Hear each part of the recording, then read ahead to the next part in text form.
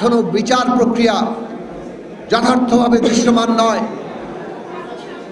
বিচার প্রক্রিয়া দৃশ্যমান মানুষ দেখতে চায়, সেটা না হওয়ার কারণে ক্ষোভ আছে। আজকে আমরা পরিষ্কারভাবে দাবি তুলেছিলাম যে কেবল আওয়ামী লীগ নেতাদের নয়, দল হিসাবে আওয়ামী লীগের এই হত্যাকাণ্ডে দায় কতটা সেটাও বিচারের আওতায় আনতে হবে। আমরা এখন পর্যন্ত তার উদ্যোগ দেখিনি। আমরা পরিষ্কার করে বলতে চাই, এই বিচার করতে হবে এবং দল হিসেবে আওয়ামী লীগের দায় বিচারের আওতায় আনতে হবে, সে অনুযায়ী আইন প্রণয়ন করতে হবে। বন্ধুরা আমার, মানুষের যে স্বপ্ন 1971 সালে যে রাষ্ট্রের কল্পনা বাংলাদেশে তৈরি হয়েছিল, সেই রাষ্ট্র 54 বছর ধরে আমরা পাইনি। আজকে 24-এর গণঅভ্যুত্থানের পরে মানুষ চায় কোনোভাবেই যাতে মানুষের এই সংগ্রাম আত্মত্যাগ বৃথা না যায়, কোনোভাবেই যাতে মানুষের স্বপ্ন আবারও ভেস্তে না যায়, কোনোভাবেই যাতে এই পুরো অর্জন কোনোভাবে বেহাত না হয়ে যায়। সেই জন্য বাংলাদেশের মানুষ চায় এই রাষ্ট্রের বিনির্মাণ, বাংলাদেশের মানুষ চায় একটা নতুন গণতান্ত্রিক রাজনৈতিক বন্দোবস্ত, বাংলাদেশের মানুষ চায় গণতান্ত্রিক সংবিধান। সে কারণে আমরা দাবি তুলেছি, আগামী নির্বাচন, সংসদ নির্বাচন একদিকে যেমন জনগণের প্রতিনিধিত্ব নির্বাচন করবে, সরকার গঠন করবে, তেমনি আগামী নির্বাচনে যেহেতু এই বিদ্যমান সংবিধানকে বদলে একটা গণতান্ত্রিক সংবিধান করতে হবে সংস্কারের মধ্য দিয়ে, সে কারণে আগামী নির্বাচন হবে সংবিধান সংস্কার পরিষদের নির্বাচন। কাজেই আমাদেরকে সেইভাবে ঐক্যবদ্ধ হতে হবে। সরকার সংস্কার কমিশন করেছে, তারা রিপোর্ট দিয়েছেন, রাজনৈতিক দলগুলো সেগুলো তারা তাদের অবস্থান তৈরি করছেন। ইতিমধ্যে অনেকে জমা দিয়েছেন, আরও অনেকে জমা দিবেন, এবং তার মধ্য দিয়ে একটা জাতীয় ঐক্যমত্য তৈরি হবে।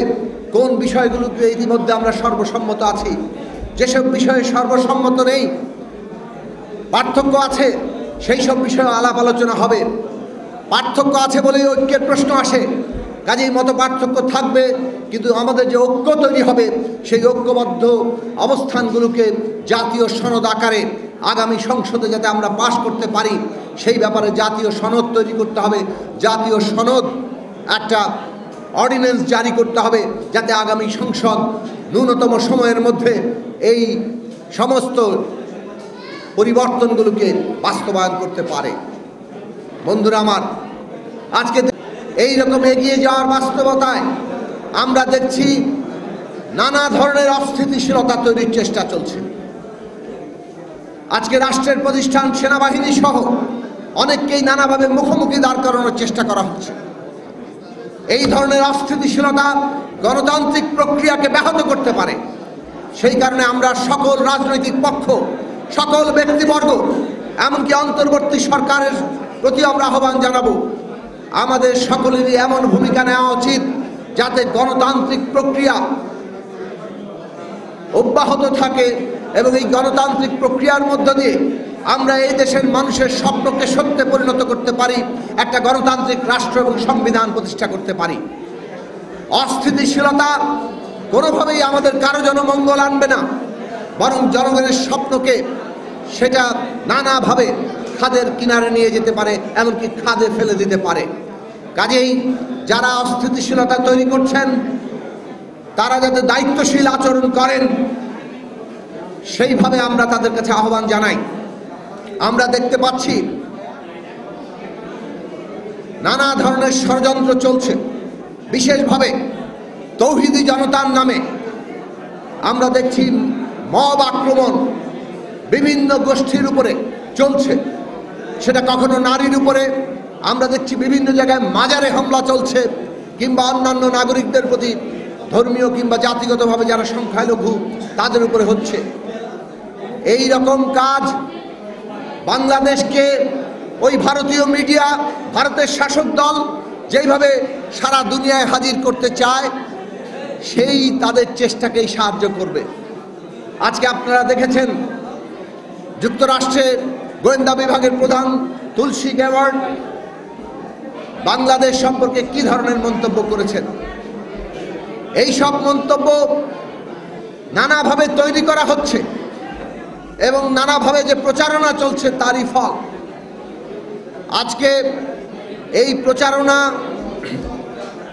যারা বাংলাদেশকে হেয় করতে চায়, বাংলাদেশের এই গণতান্ত্রিক প্রক্রিয়াকে যারা নস্যাৎ করতে চায়, তারা এই প্রচারণা চালাচ্ছে। কিন্তু বাংলাদেশের ভেতরে একদল মব আক্রমণের মধ্য দিয়ে এইসব প্রচারণাকে পুষ্ট করছে, এইসব প্রচারণাকে আরো বেশি সাহায্য করছে। কাজেই আমরা অন্তর্বর্তী সরকারের প্রতি আহ্বান জানাবো, মব আক্রমণ যারা করে, রাষ্ট্র কোথায়? রাষ্ট্রকে আমরা উপস্থিত দেখতে চাই। রাষ্ট্র নাগরিকদের নিরাপত্তা দিবে, এটাই আপনাদের অঙ্গীকার। প্রতিষ্ঠানগুলো ভেঙে পড়েছিল, আমরা জানি, আমরা আপনাদের সময় দিতে চাই, কিন্তু অবিলম্বে সমস্ত প্রতিষ্ঠানকে কার্যকর করতে হবে। প্রতিষ্ঠানগুলোর কর্মকর্তারা তারা ঠিকমতো দায়িত্ব পালন করছেন কিনা সেই জবাবদিহিতা করতে হবে। পুলিশ নাগরিকের নিরাপত্তা দিতে পারছে কিনা, বিভিন্ন প্রশাসন নাগরিকের নিরাপত্তা সহ নাগরিকদের কল্যাণে কাজ করছে কিনা তার জবাবদিহিতা চাইতে হবে। জবাবদিহিতা না চাইলে কেবলমাত্র ভঙ্গুর অবস্থা এর দোহাই দিয়ে দিনের পর দিন এইভাবে নাগরিকদের নিরাপত্তাহীনতাকে কোনোভাবেই দেশের মানুষ মেনে নেবে না, আন্তর্জাতিক বিশ্বেও আমরা হেয় হব।